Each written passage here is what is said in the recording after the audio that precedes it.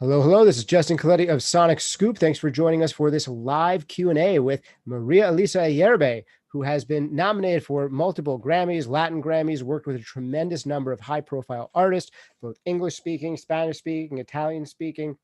And she has gone and given us a masterclass, about an hour and a half of her time, showing us the way that she works in tremendous detail, going really deep under the hood. I see a whole bunch of you have already joined us. We've got about 4 dozen already, and the number keeps going up. And we've got some questions already in here. Feel free to type your questions down below. This is a live chat. We're going to get to as many of them as we can. This has been advertised as, a 30-minute live Q&A. We'll see if we can keep Maria Elisa any longer if, we're getting good stuff. So Maria Elisa, big thanks from us at Sonic Scoop and everyone in the chat to you. Thanks so much for the masterclass you just put on. Great to have you here.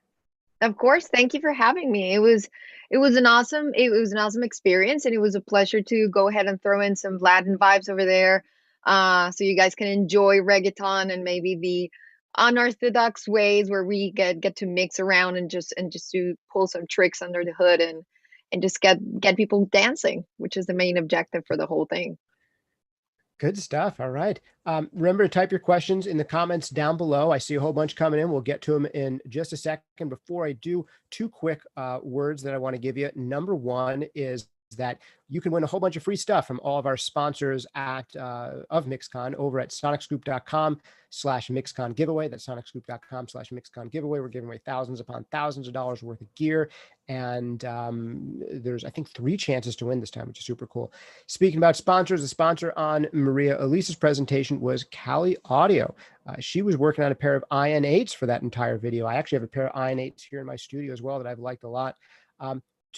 Twofold question for me first. I get to ask first because I'm here on video. Twofold question. One, what did you think of those Cali speakers? Anything particular that you thought that did well or you liked about them? And do you have any notes on choosing monitoring and getting your monitoring situation set up right so you can do the level of work that you're doing in a home studio? Yeah, so first of all, thanks to Cali Audio. I love working on those speakers. This was an old mix that I pulled out, but I just felt like it was accurately represented because this mix I have heard so many times before. So this is a really good way of trying out your speakers and just testing them and see how accurate they're translating, especially when you're going back into the mix and listening to each one of the individual elements. So for one thing that I really enjoyed about this, I usually tend to mix at a very low volume.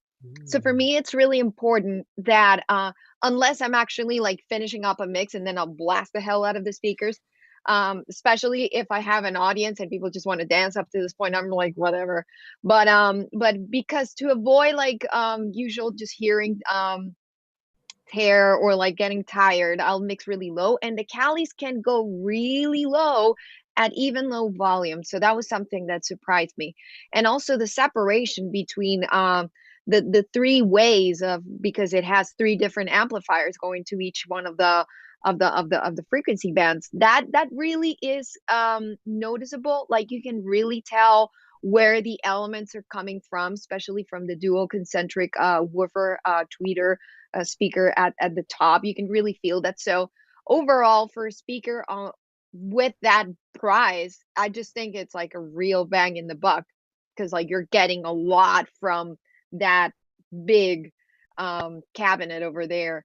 And so that's so thanks to Cali, I enjoy them very much. I still have them up here.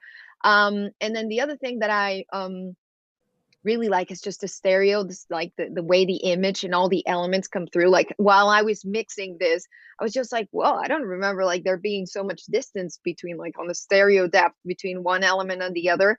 And that is partially because I obviously changed my monitoring. So it worked pretty well. They set up very well in my room too. So advice for monitoring. Um, I am on that tendency that I prefer to mix quiet, especially when you're dealing with detail, because when you're mixing too loud, first of all, you lose perspective very quickly. And with some, especially when you're mixing pop, even if it's Latin urban pop, or you're mixing like we call it Anglo pop or whatever, pop has a lot of detail. There's a lot of ear candy that you want to keep throwing in. So you want to be focused, you want to be in your game. And if you're mixing quiet, it's just easier to just keep that accuracy and just that mental health, instead of just getting tired really easy. And then as you get tired, you start overcompensating by making your mixes brighter than they actually are. Another thing that I usually advise people: spend some time and some money in your acoustic treatment. Um, you can be the best mixer in the world with a $200 speaker because you have taken the time to set those speakers correctly in your room. And you, even if you're not using like expensive acoustic treatment, it's just about getting the right treatment for your spot, having a carpet, putting something up on as a cloud, and just making sure you're taking care of your first reflections, obviously some of the slap coming from your back walls, but definitely work on the room. If always when people say like, should I be spending $2,000 on the best speakers in the world, and I'm like, no, spend those $2,000 in your acoustic treatment, and I bet if you place $100 speakers, they're going to sound amazing in the room, as opposed to the other way around. Absolutely. It's a tremendous point. And I would much rather have $200 speakers in a room with $2,000 worth of acoustic treatment than $2,000 speakers in a A bare gymnasium or a a totally bare bare room. room. Like, and Yeah, when I say a gymnasium, people instantly get it, but the same is true of, a basic square room with absolutely nothing on the walls. You're really going to get the most out of it by thinking of not just having a speaker budget, but having a monitoring budget and having your acoustic treatment be a exactly. big part of that. I love that idea. All right, enough of my questions. Let's get into some of the audience questions. We have a ton All right. here, a lot of warm words for you here, and a lot of big thanks for you in the chat. Oh, cool. Sebastian Garcia Ferro, he's a regular here, so I'm going to start with him. All He says, right. "Hi, Maria, Lisa. Thanks so much for sharing your great knowledge. I have two questions. The first one is, how do you deal with your chain for recording and mixing voices?" So I guess he's asking, do you have like certain go-to chains for recording and for mixing? Are they different, or are there certain elements that are similar between them? hmm So, well, obviously, when I'm recording, it's going to be an out of the box instance, as opposed to of my mixing chain, which has mainly become in the box, as you saw, especially for recalls. I just Recalls is all about recalls. Is all about people wanting to make certain details here and there, and as you can tell, I work with people all over the world sometimes. So I'm actually working. I'm going to be working with someone from Georgia, like Oh, yeah. Georgia, The the country? country. Yeah, yeah. Yes. So it's like, because of time difference and all of that, for me it's easier to just be in the box mainly. Mhm. However, when I'm recording, I really enjoy the process of having, obviously sometimes you cannot afford having a wide variety of microphones, but I make sure that if I don't know the singer, I'll have at least three options of three different microphones, because uh pairing the right singer with the right microphone is an art. You remember, if you, for the people that haven't seen or documentaries or read about Bruce Sweeteen, but usually Bruce would stack up about like 10 microphones around Michael Jackson's vocals. You would think he sings amazing. Why would he need to do that? Well, not all the mics work best for all singers. So if you have 10 microphones, that's amazing. You rent up a studio, try out different like microphones and see which one you pick.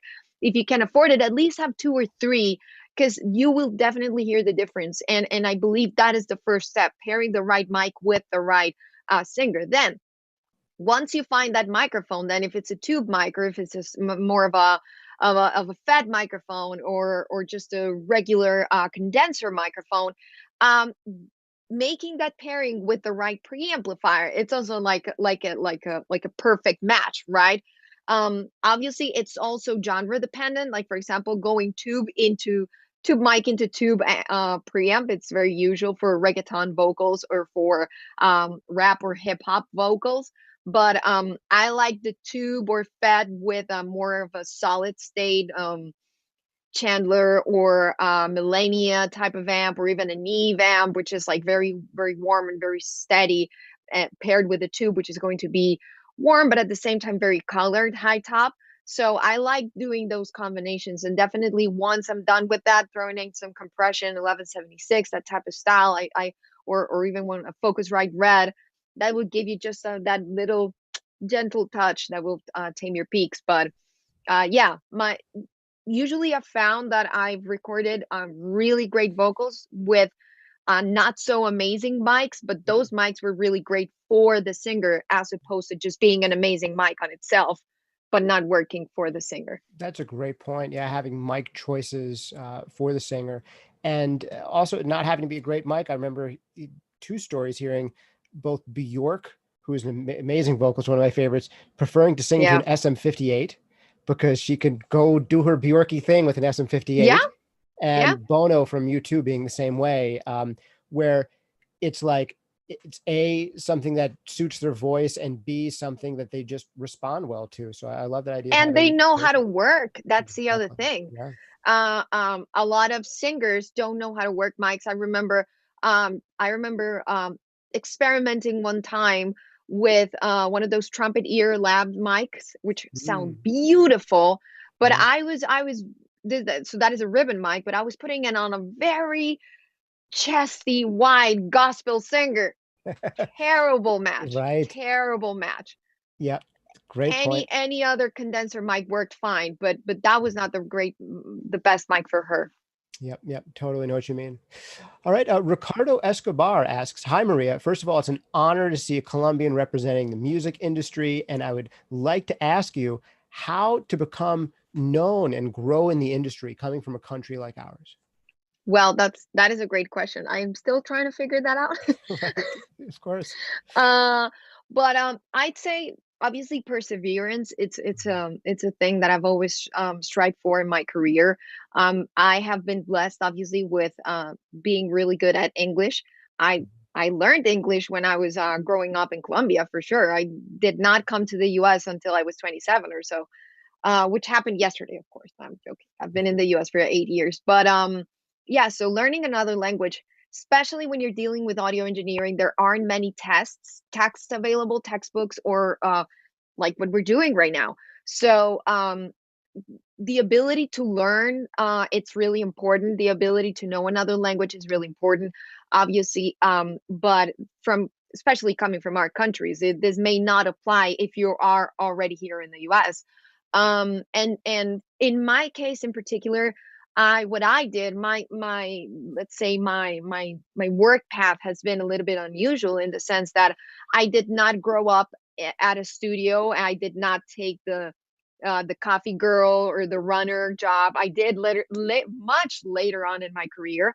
I started working as an assistant engineer for classical recording, but then I switched to television, and I did 4 years doing television, film, post production for audio.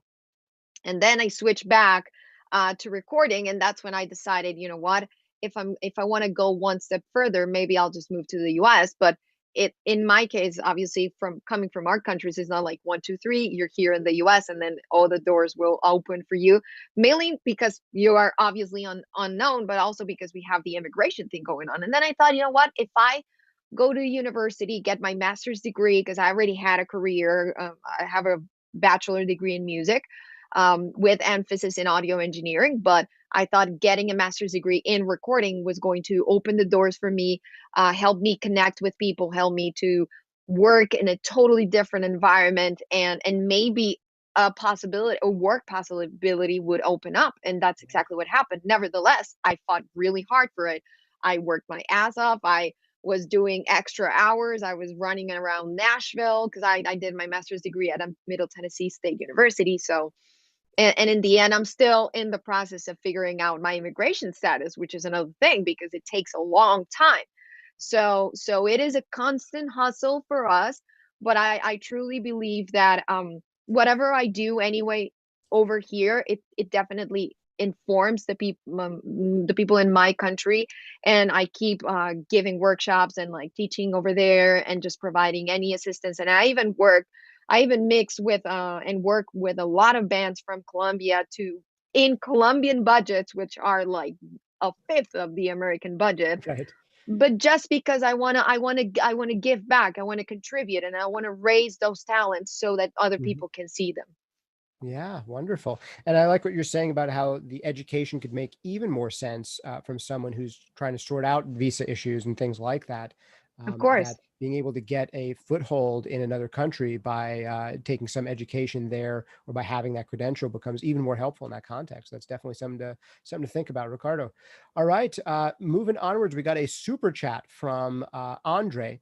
Andre, like many of you have noticed, there's a ton of questions from Maria in here. We have a ton of them. We're up to Okay. live viewers now. So can we get to all of them? We'll try to prioritize anyone who uses the super chat function like Andre just has. We'll try to prioritize you guys. So Andre, I'm going to jump to your question. Let's do a Lonely Island challenge. You need to take 2 of your favorite software EQs and 2 favorite compressors on a lonely island. I know there is no magic tool, but which 2 would you choose for your EQs and compressors? Good question. I think as you all saw on my video, I got pretty used to the EQ, the Cambridge EQ. It's just Mm-hmm. I like it's my Swiss knife. I use it for everything and I need.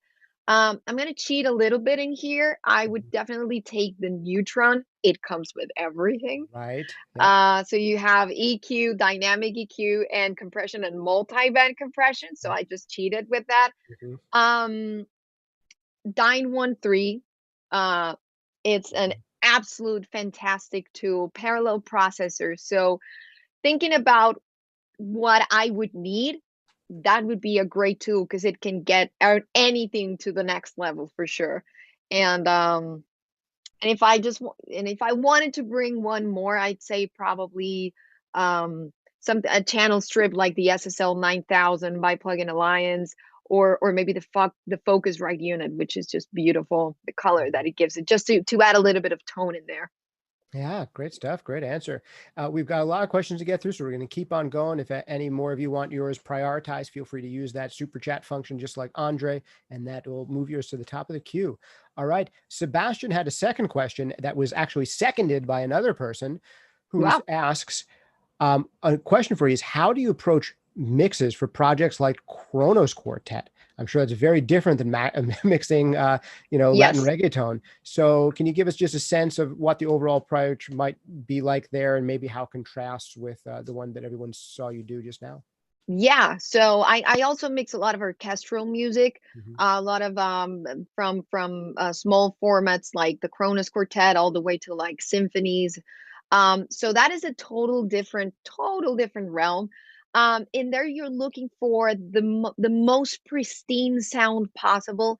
You're looking for accuracy. You're always relying on the mics that were provided to you. I mean, the tracks that were provided to you were microphones placed in the room, uh, and spot microphones capturing obviously a more of a spotlight image. But you also always want to bring in the room, because the room has the additional information for all of for the instruments that were recorded. So like for example, if you mic up a violin really close up, that's going to be like a muffled sound, because the violin doesn't the tone of the violin doesn't really develop really close by. It develops within the room as the harmonics travel through the air.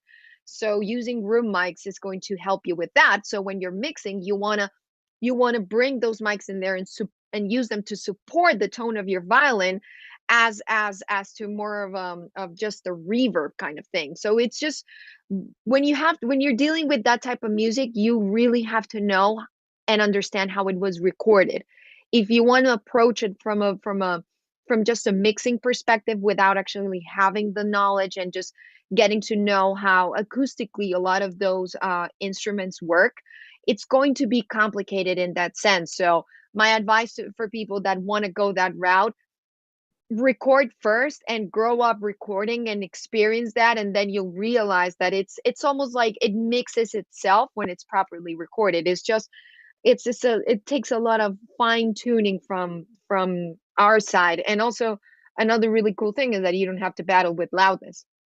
Yep. You just Yep. you just put it on the right spot, it's good to go. Good stuff. All right. We have another super chat coming in from Ruby Rupandar. So we'll go ahead and get to her next. Thank you for the wonderful masterclass. How do you deal with clients who don't know how to judge a mix and aren't satisfied with anything? Well, That's a great question.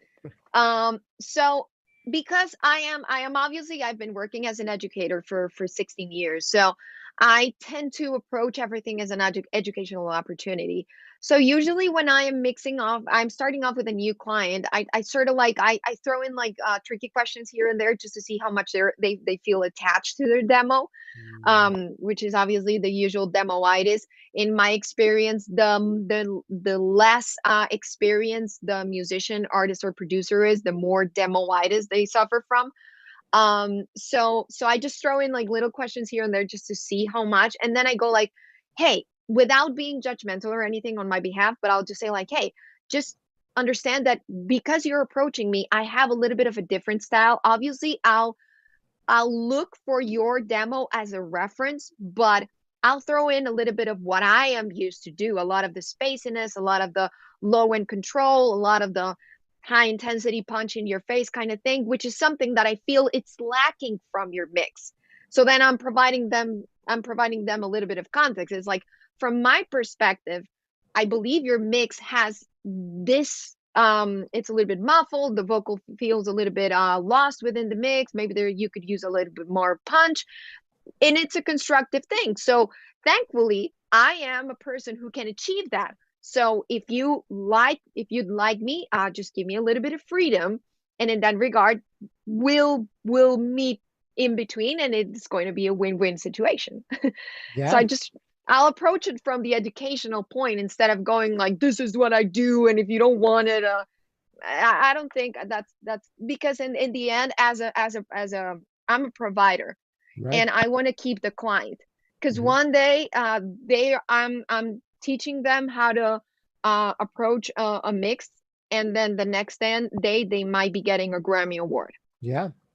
I've got to tell you, some of my most satisfying moments as a mastering engineer is I'll be working with someone who, they're just starting to get good. They're starting to get serious. They'll come to me for a project, and I'll give them, there's a little bit of an education process where, first of all, I'm not the be all end all. I'm asking for their feedback on where they want this to go. If they Mm-hmm. have concerns about where it went, like, their aesthetic opinion is just as important as mine. It's their music, right?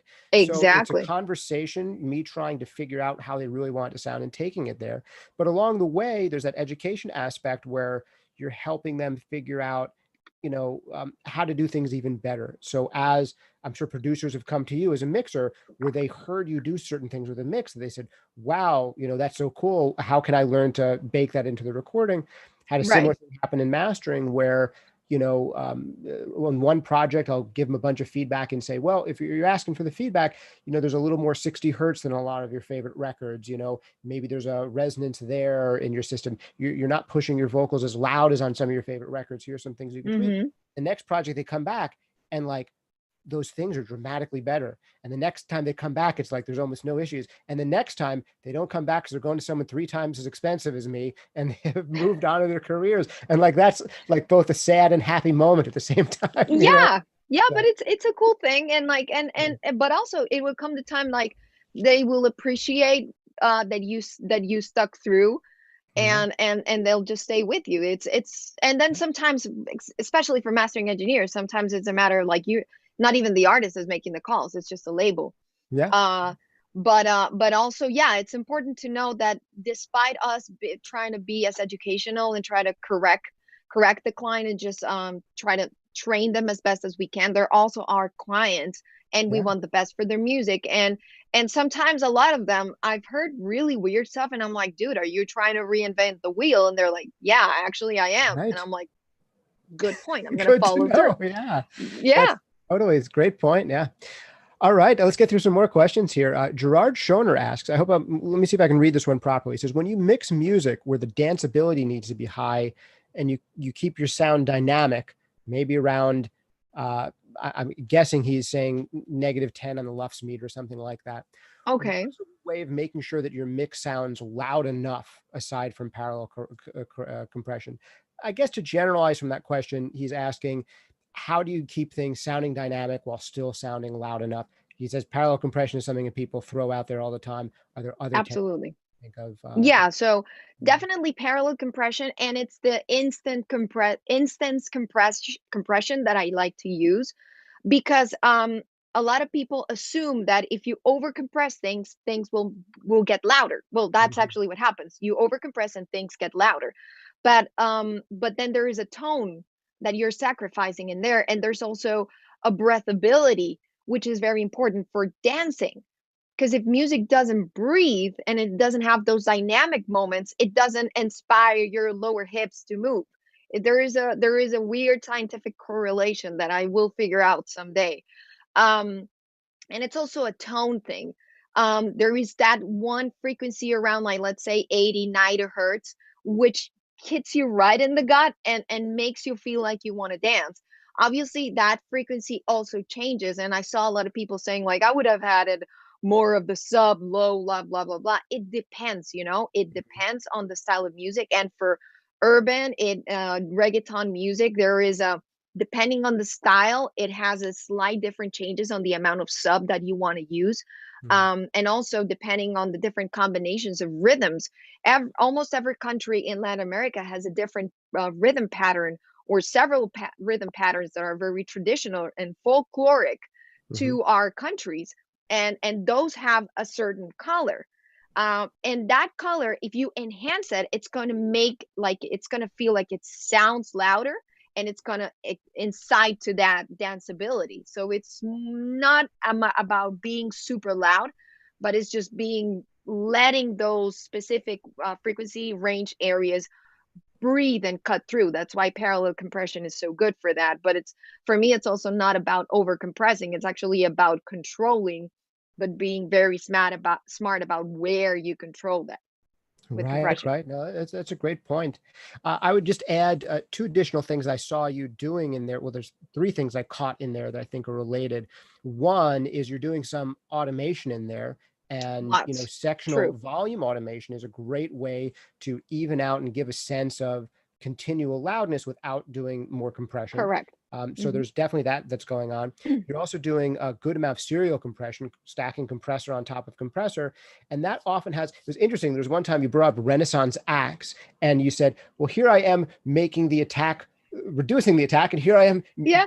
accentuating the attack. But that is a very common thing to do serial compression, where one compressor is kind of shaving off and making the transients more consistent. And then the Hmm. second compressor is saying, we got rid of some of the life and transient. Now let's take those more even transients and bring them all up. So that Right. kind of thing is another thing. And the last thing I'd say on this is, because your mix here wasn't super subby and super bassy, it's easier to get those loud without distortion and overacting limiters and overacting compressors. When you have a mix that's slightly brighter and tighter, those can get louder with less artifacts than a mix that's super subby and super bassy. So Right. That is the other thing. And that's something that I didn't mention. And a lot of people are saying, well, the mix is not finished. No, the mix is not finished because there is mastering. But I Mhm. am the type of engineer that loves to develop a relationship with the mastering engineers. And Cool. I'm usually pretty on top of, like, I usually tell, and if some of my clients or mastering engineers are watching this, they're going to know that I will usually just be like, yeah, so you'll send us the master, bro. I'd be like, send me the master first. And I'll usually be that first, Mhm. like that first control. And I know when I there are like four mastering engineers that I usually work with, especially for this reggaeton thing, Mhm. and I know how their chain works and I know how the brain works in there. So I know what they be looking for, and I know sometimes I'll calibrate things because I know, like, this guy is just gonna give me this really nice subby crunchy bottom that if Mhm. I overdo it on my end, I'm gonna leave this guy without any chance to work on it. Right, right. And I like that because it's something that just enhances my job, and the client really appreciates it. So usually when I'm working with a new client, I'm usually asking who's going to be the mastering engineer who's going to take care of this, because I like when there's a relation between mixing and mastering engineer, and it gives the chance for the mastering engineer to just really enhance what I have already leveled up pretty fairly. Yep. Yep. All right. Let's keep on getting through a few more of these. We've gotten through a half hour here. Do you have time for a few more questions? Yeah, How late shoot. can you go? All right. We'll go Probably through half an another one. hour more. I, All I right. have All I right. have an hour 1 hour bounce waiting for me. All right. All right. Um, Alejo Vasquez says, "Hi, Sonic Scoop and Hey. Maria. Elisa, thank you so much for this space for socialization and audio learning. I have a question in Spanish because my English is not very good. So I'm going to copy and paste this one into the chat for you here on our Zoom chat. Um, Go for it. I would try to read it out loud, but I'm going to do terribly. ¿Cuál es el criterio para determinar si hay que... No, I'm not even going to do it. I All right. can't. So Do you can want you me see to the read question? it and How about you read then? it once in Spanish and then translate for the rest of us? Yes, of course. ¿Cuál es el criterio para determinar si hay que utilizar limitación dentro de la mezcla o con qué fin se utilizan en la música urbana? En este caso, en el kick y en la voz líder. So his question goes, what is the criteria to determine whether you have to limit within the mix, and which purpose do you utilize limiting in the urban music, like in urban music, especially referring to kick and the lead vocal? Hmm. So limiting, as we were talking about, limiting can be there are two ways to approach limiting. That is just my personal concept.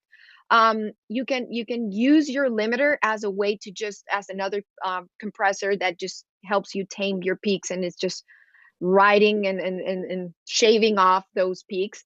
And then there's the other way where you can use your limiter to enhance loudness and bring up certain tones. Like if you remember on the example that I did, I love my L1 because I know the L1 has this certain sweet spot, and when I just bring down that threshold dial, I'll start enhancing that sub frequency range around 60, 50 something, and it won't distort because for some reason that L1 is not super hard on the brick wall. So it won't clip and it won't create any digital artifacts. So I know I can overdo it and still get that subby tone and augment the loudness presence. But with other limiters, that is not the case. With other limiters, you just get like a shaved off thing, and you hear those digital artifacts. So it's just about really knowing which limiters you use and for which purpose. That is how I use it on kicks. On a vocal, I use it just to control the peaks without having this more of a lazy thing that I do, or a lot of people do. You have a fixed attack and a fixed release, and you just bring out the threshold, and it'll sort out on its own. But just beware that when you're bringing down the threshold, you're enhancing artifacts on the vocal. So Hmm. I am a lot more cautious when using limiters on a vocal, but I've done it 100 times for sure. It's just very practical. Gotcha. Great. The next question from Million Hertz Beats immediately after this was almost the same question in English. So you've pretty much addressed that one. I'm going to keep going through. We've just hit 100 viewers at once right here. We've had Wow. 500 come in and out during the live chat. We've got 100 on currently. So for those of you who have joined us more recently, we're getting through a long list of questions here. If you want to get your question prioritized and knocked up to the top, you can use that super chat function that a few folks have used here. Right down there at the bottom, I think it's next to the little smiley face. It's got like a dollar sign in. If you want to use the super chat to throw something in there, it will bump you up to the top of the queue. But I'm just going to go through them in order that they came in until then, kind of screening for good ones and duplicates.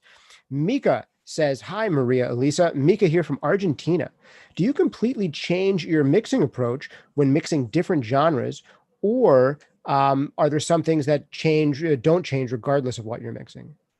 That is a great question. Yes and no. I mean, yes, I do change some of the stuff. Like, for example, I have realized that for certain genres, and for example, on my mix bus or my mastering bus, I like to use a multi-band as opposed to more of a Shadow Hills type of compressor, because the multi-band helps me make the mix just breathe and sort of like get this sort of rhythm. It just becomes very musical. And then sometimes I just want to have that MS control that Shadow Hills will provide. So depending on the genre, I'll switch that. Definitely the colors, the reverbs, I'll change them per genre for sure. There are certain chambers that I like a lot more on classical music or even acoustic music that I would use for more of a reggaeton approach. Compressors too.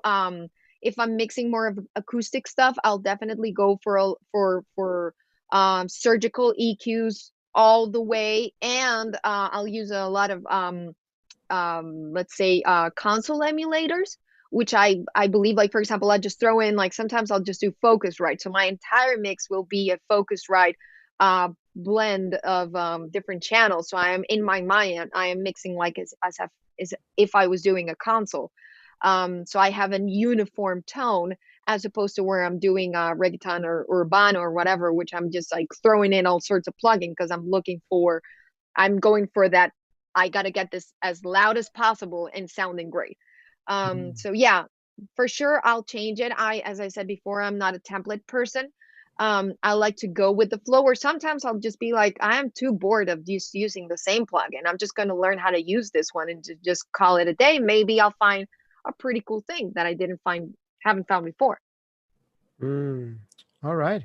Good stuff. Another couple of questions here. This one, I'm going to try to get some here. This one's from John Wells. What is your general approach to taming transients with compression or saturation? I've been exploring instances of saturation throughout a mix as opposed to just compression. Do you have any ideas on this and transient control in general? Yes. So saturation, for some reason, I didn't use that a lot in this mix, Mhm. but I do use a lot of saturation, like Black Box from Plugin Alliance or Culture Vulture. I just really like the way that the emulation, the emulation of the natural reaction of the circuitry on those boxes will also provide, or even tapes will provide this very smooth, it feels very warm peak or tame control.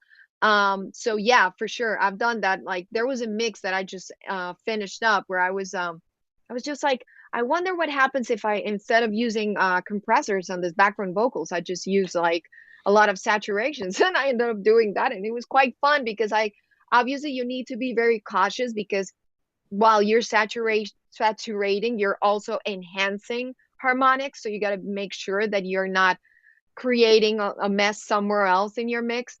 But with everything in life, it's just a matter of having good taste and then just taking the time to listen. But yeah, for sure, I'll use a lot of tape emulations too, for sure.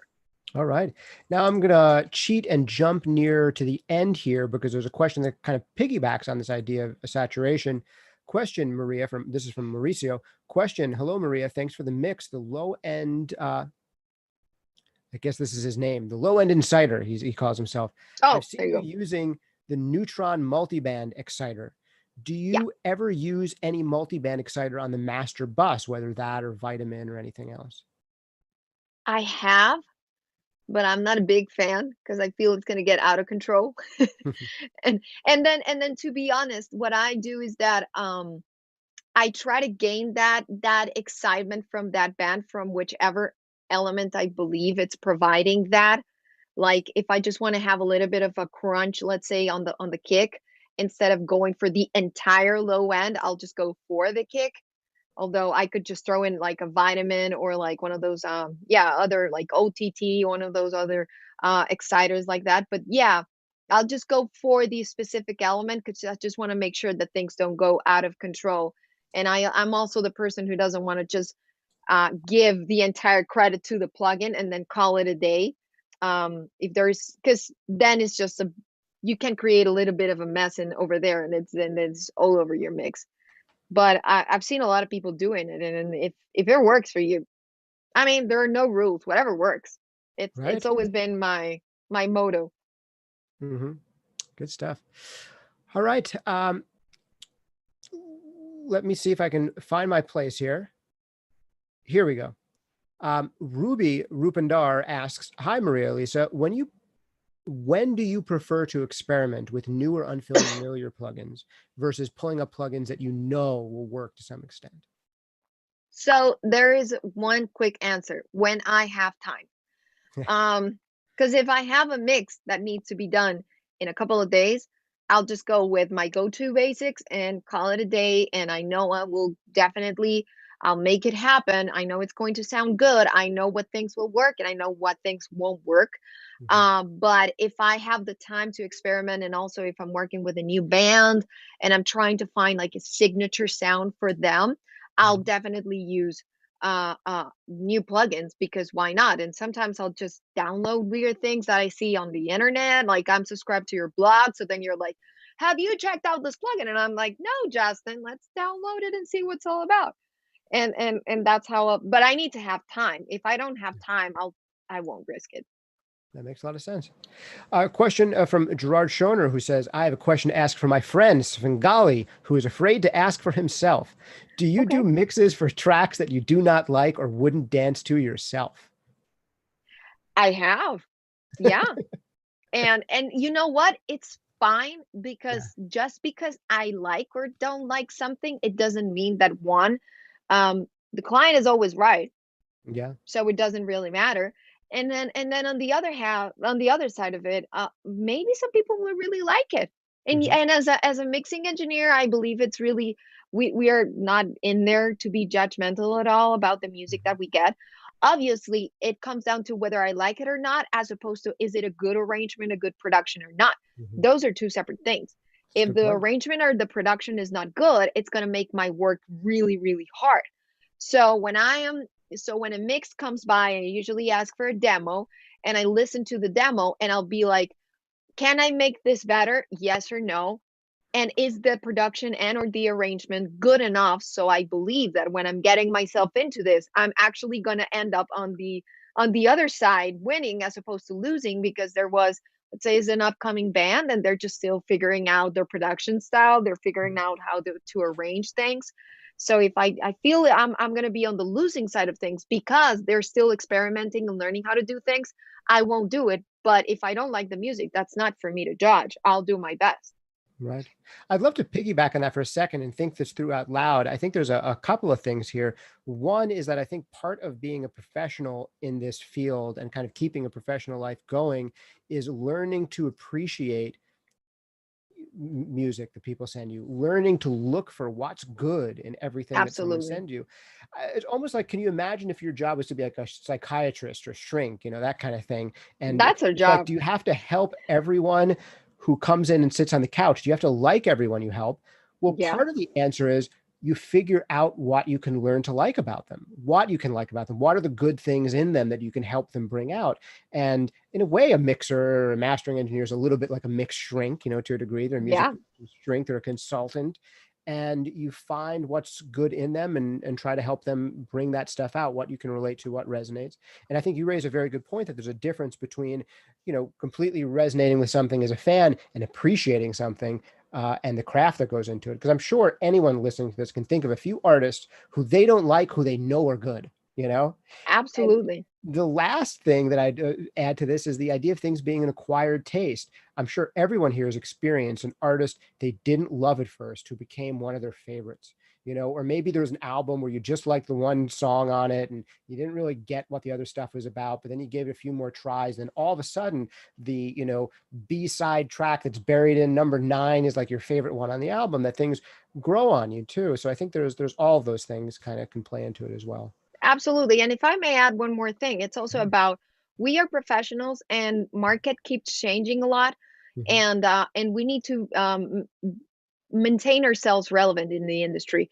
So, for example, with reggaeton, back when I began mixing reggaeton, the first reggaeton I track I received ever, I got it back in 2009. And I got it mainly because I was a starting up mixing engineer in Colombia, where obviously there weren't a lot of female mixing engineers, and I was personally having a lot of trouble myself convincing clients that as a woman I could be a good mixing engineer. And then out of the blue, this producer comes with a track, and it's a great reggaeton track, and I have only heard reggaeton, like, I've never seen or met anyone who actually produced reggaeton. And it was sort of like a genre that people were a little bit like afraid to admit they liked it. It Right. was more like a guilty pleasure. Mhm. And then they come with this really great production. And I like reggaeton, but I never thought I would be working with reggaeton. Mhm. And I did this track. They loved what I did, because all the top engineers in Colombia wouldn't work with reggaeton producers. And I was the one who said, you know what? I will. And I wasn't even one of the top.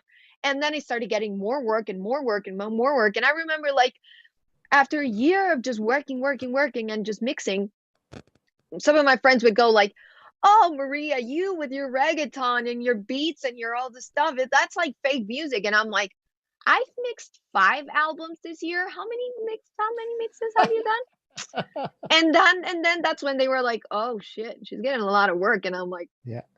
"Sorry." Hmm. Yeah. Yeah. And that's a good point, is that a lot of us, we have to keep up with this industry. And a lot of us form like our genre loyalties when we're like teenagers, right? This is when most Right. people get their sense of identity around music. But as a music professional, you have to constantly be updating your sense of, what kind of music you can get along with. And it takes a much more flexible identity to do that. You can't just get married into, here's the kind of music that I loved when, I was going through puberty and I had my first When love. I love the New Kids on the Block. Yes, exactly. These things never leave you, right? You have a special No. place for the music that, you discover in your coming of age years, but you have to learn as a professional to, hey, other people are going through that now, and how can I relate to them and find what's good in what they're doing? So, And also it pushes you to be a better mixer, because I remember when like 3 years ago I got my first trap mix. I was just like, "Oh Jesus, how am I gonna deal with that? I don't know how to do this." And then I forced myself to deal with that. I forced myself to become better with dealing with the low end, better with dealing on how to deal with transients. So it pushed me to become a better mixing engineer, because I was working on a totally different realm. yeah, yeah, that's great. And these are fun puzzles to work on. Some of the most fun puzzles you can get is to figure out new type of music. So a couple more questions for you. We're getting really near the end here, so I want to see if we can get through a few more. Um, Here's a good one from Pixel, who says, how long does it take typically for you to do a mix from start to finish? Okay, that's a great question. So I do everything myself. I take a little bit more time than it's used because I don't have a template. So I'll just set up my session. So it'll take me about an hour or two to just set up my session to begin actually mixing. So it'll take me. Usually say from 2 to 4 days. Obviously, it's not that I'm working um 10 hours a day. If I have to count it an hour, it's probably 10 to 12 hours. But if the client is up for it, I like to take pauses. I usually have several mixes going on, so then I'll be working on one thing and going about the other. If it's like running time, it would be probably 10 to 12 hours, but I usually take 2 to 4 days because I want to make sure that I'm sending my client the best mix possible that I can send, and it's the finished product. Great. Yeah. All right. A few more here. Danielle DB says, hi again, Justin. Glad to be here. Glad to have you back for yet another chat, Danielle. All right. Let's keep going through here. We've got PF, who asks, where did you learn mixing? Great question. So when I went to two different universities, two different colleges for my undergraduate program, and I first, because I started out in Chile, just learning just audio engineering, and then halfway through the career, I decided that I wanted to get my bachelor in music. So then I went back to Colombia, and then I took on 5 years of a music conservatoire approach with audio engineering as my major in the music career. So I received mixing lessons, but it's so hard to just learn how to mix from someone that it I didn't really believe I was doing anything right while I was in there. And then I thought, well, what if for my school project, if I just I have to mix one track from this artist, but what if I ask them to just let me record 4 or 5 songs, and then I'll get to record, mix, and produce all of those songs. And then I just have a lot of raw material to work. And then I realized that the more I work, the better I would get. So that's how I really began learning how to mix. It was just by pushing myself to just try to get the best result possible with the tools that I have, with all the limitations, knowledge and gear and everything I had, monitoring everything. But I was always trying to be better and asking people and taking the punches back from artists and being like, this sucks. Okay, I'm sorry. I'm going to do it better. And then I also took private lessons from one of my mentors when after I graduated my university, I reached out to him. He was a he's a very important engineer who actually trained himself here in Miami during the glorious era and during the 90s in Miami.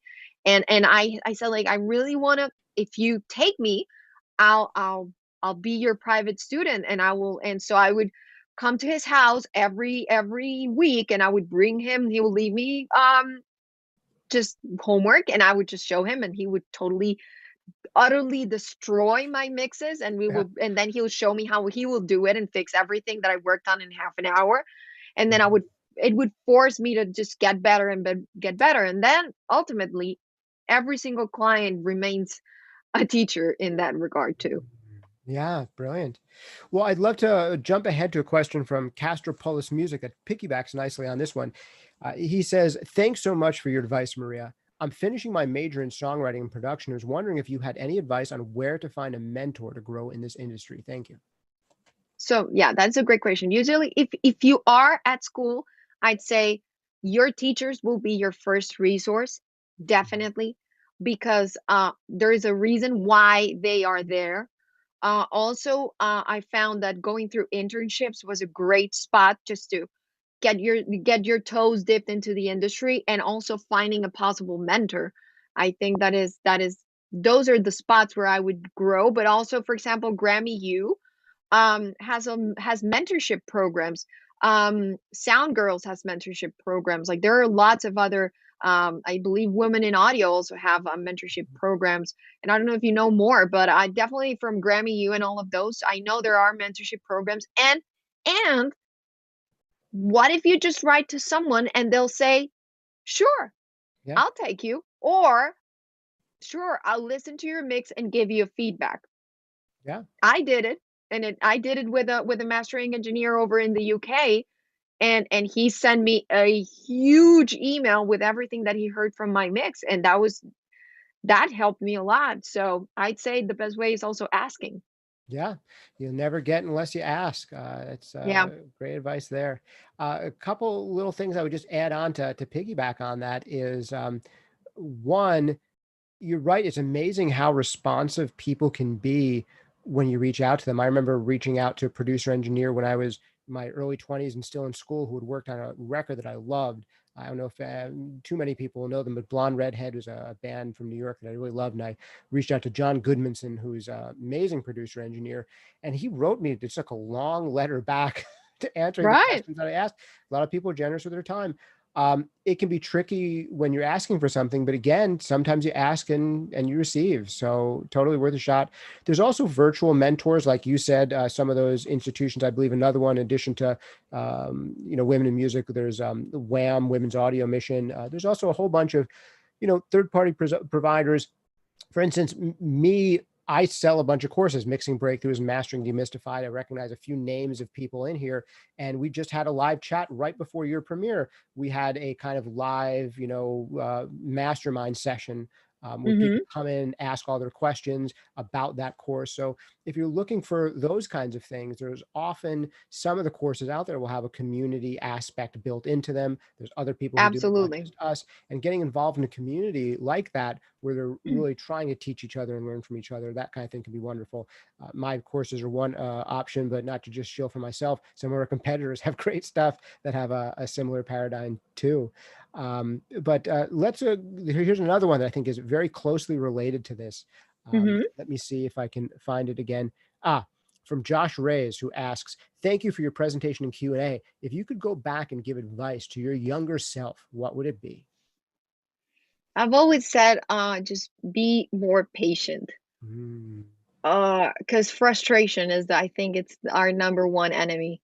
mhm. Um, and usually you want to just have it all at once, all of the time. Like, when I was reading on the chat, and it's like, "Just play this song right now," and I'm like, "No, just wait." Because Mhm. when you are dealing with the mix won't just happen out of the blue. It takes hours to get from just a bunch of tracks to a finished product. So just be patient, deal, learn how to deal with frustrations, and also eat well. Mm. Um, really early on when I began, especially working on television, I was eating horribly. Hmm. And besides just gaining some weight, there's also like the health issues, and you're feeling tired all the time. And when you're tired, your hearing doesn't work well, Yes. your attention doesn't work well. You become cranky, so you don't know how to Hmm. deal with people accurately. And also there are several, I know a lot of really important producers and engineers who are probably twice my age, who unfortunately are going through terrible health issues Hmm. because they just went for the high life, and then they'll skip their meals for entire days and then just grab a burger and call it. So Hmm. that it doesn't have to do anything with mixing, but overall, when you are a better person, when you're in good health and mental and physical health, you will be ready to fight the fight within the industry. And because it's not easy when you're in the industry, it just becomes harder because people are really good at what they do. So you got to be your best self 24/7. Man, this I'm going to jump over here for another related question that I think is kind of related to what we've been talking about. This is from Jose Camille, who says, "Hi, Maria Lisa. How viable do you see someone starting up a mixing career at a later age, like 35 and up, considering that they have responsibilities like family, mortgage, etc.?" Well, that is, I think there's no age Mhm. for becoming a mixing engineer, especially. And that goes back to the other question. I remember when, by the way, I'm 36, so thank you for calling us old people. But Well, I we don't had I know I another person ask, just so you know, that when you yeah. said I've been working as an educator for 16 years, they said 16 years as an educator. How old is she? So you Yeah, have, exactly. Well, hence the New Kids on the Block. Like I was actually alive when the Kids on the Block were on. But yeah. yeah, so that's the thing. When I was already doing my reggaeton mixes, and they were playing on the radio when I was about 27 or 28, and I felt like, where's my Grammy? Where are all my clients? Why Of isn't this course. person calling me? And then I realized nobody knew who I was. Nobody in this chat know who I am. And I Mhm. am 36 and I have been doing this for so long. Because what happens within our careers is that every step may seem like a huge step, but at the same time is a really small step. And especially with mixing, developing a really good mixing engineer tech or mastering engineer ear takes years. It's not a thing that you just grow up into. Obviously, there are cases of like, for example, mixed by Ali or those younger engineers, when you think about it, yeah, they may be 20 something. You're like, yeah, they just woke up. And no, actually, they have been mixing their buddies' projects since they were 14. Right. So when you think about it, they've been doing this for more than 12, 14 years too. It's just that they started really early. Yeah. So if you're just beginning at 35, 36, it's fine. Hmm. You may be a late bloomer, but that's okay. It doesn't matter because in the end, people will, as long as I think age is irrelevant, as long as you become as long as you become relevant within taste or within how you approach and how accessible you are with new genres like Dave Pensato. Yeah. He's been gone. I mean, he's still mixing the hippest things ever, as he Mhm. was 25 years ago. Yeah, that's a great point. There's so many examples throughout history of people who have come into things late in life and really made a good go of them. And like you said, some of these people have been doing it since they're 14 and they have a big hit, when they're 26, what you didn't see is the 12 years in between they were doing it. I mean, if you start at 35, you could be doing this for 12 or 14 years and then really hit your stride at 50. And a lot of big producers and engineers are people in their 50s. There's a Yeah, lot gray-haired men and women mixing some of the biggest stuff out there. It's just unusual that people change their lives at 35. Usually by then people have figured out what they're going to do. But if you change your life at 35, you can change your life just like you can if you change your life at 15. I have to read through some of the banter here real quick because a lot of people are okay. saying love to women's audio mission, love to sound girls. Another person here talking about your health and eating says, "Oh no, I just scarfed down a hot pocket," says Jessica Ramirez. So clearly that's a No. problem. Someone else here says that there should be a men's audio mission. It would be called men. which would be ironic. Ma'am. Ma'am. Okay. Oh, Okay. And yeah. another person No. knows who blonde redhead. So that's wonderful. We are unfortunately here at it's 5:59 Eastern, which means we Yeah. have to, even though there's more questions, let Maria Elisa Ayerbe go. Maria, it was wonderful to have you here. There's Thank just you, so much love Justin. for you here in the comments. Thanks. There's just Appreciate it. so can you guys type in, so when Maria Elisa looks back at this, you can scroll to the end and see all the love. Just put down extra love for Maria down there in the comments. Thank you Thank you. guys. Appreciate it. Thank you, Maria, for doing this, being so generous with your time and being our virtual Of course. mentor here. Of Thank you, course. Cali Audio, for sponsoring this, making this all free to the public. Big thanks to them. Big thanks to you guys for joining us and hanging out with us. There's a MixCon giveaway. You can win a whole bunch of free stuff. Go to sonicscoop.com/MixCon giveaway. That's sonicscoop.com/MixCon giveaway. We've still got a couple more weeks of MixCon coming up. After Maria Lisa's next week, we have Michael Brower. He's a living legend. Oof. Another one of the great I'm gonna female watch that engineers, one. Sylvia Massey, is coming up the week after him. We've got some tremendous people who are going to be on. So, hope to see you for more of those and more live Q&As. Maria, any final words before we let you go for the day? Well, thanks to everyone who joined, and thanks for the 10 marriage proposals I received on the chat. That was very funny. And I am glad everyone was so interactive, and everyone wanted to learn about Latin genres, because this is very unusual for these type of events. So being featured in here, it's very cool. So I appreciate that you're all taking the interest in our genres and our dancing techniques, and mixing dancing techniques too. It's really Yeah, important. good stuff. All right. I'm sorry I'm going to have to break your hearts. I think Maria's taken, so we'll have to limit the marriage proposals from here on out. But it was a good, honest try on the behalf of you who went for it. This has been Justin Coletti of Sonic Scoop with Maria Elisa Ayerbe. Thanks again for hanging out with us.